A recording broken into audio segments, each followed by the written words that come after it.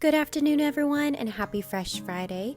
It's a new year, and we've got plenty of Fresh Friday features and videos loaded up for you this year. It's going to be oh so wonderful and definitely delicious. Now, first up, we have a caramelized onion tart with some nice creamy goat cheese. Now, we're going to be using local onions, and if you saw our post today at 11, we're talking about what's in season in January. There might be some things on there that surprise you, so be sure to check that out. Now let's get into making our caramelized onion tart. To start, I've added some olive oil to a pot. We're going to add in our sliced onions.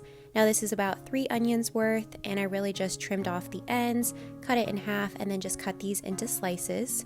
We're going to give this a good mix so that all of the onions are coated in our olive oil, and then we are just going to let these caramelize and get a nice golden color. Now you want to make sure that your heat isn't too high or else you will burn your onions. Now some of our pieces that are thinner are getting a little bit darker, but don't worry about that, it's still going to taste wonderful. We're just going to let these cook, and typically that takes about 35 minutes. The main thing is you want to be really patient with these because, like I said, they can burn if you turn up the heat too high and try to speed up the process. Once your onions get to a nice deep caramelized brown color, that's when you know that they are finished. We're going to add them to a bowl and set them off to the side so that they can cool down a bit and come to room temperature. In the meantime, we're going to get our puff pastry together. So I have frozen puff pastry dough here that I just let sit on my counter so that it could defrost. So this is nice and soft now. I'm only going to need 1 sheet for our tart, so I'm going to use the other one for a different recipe, and I'll set that off to the side.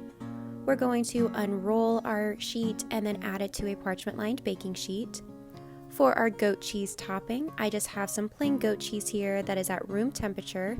It's nice and soft, and we're going to add some cracked pepper to this and give it a good mix.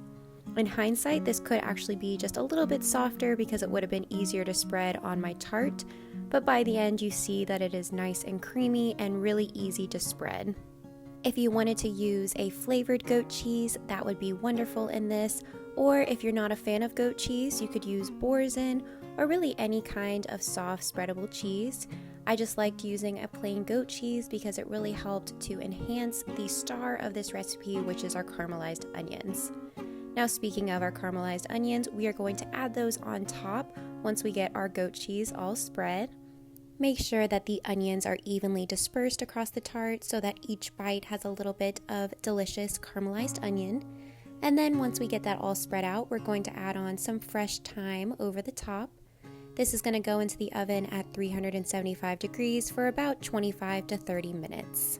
Doesn't this look just delicious? We're going to let this cool for about 15 minutes and then cut it into slices.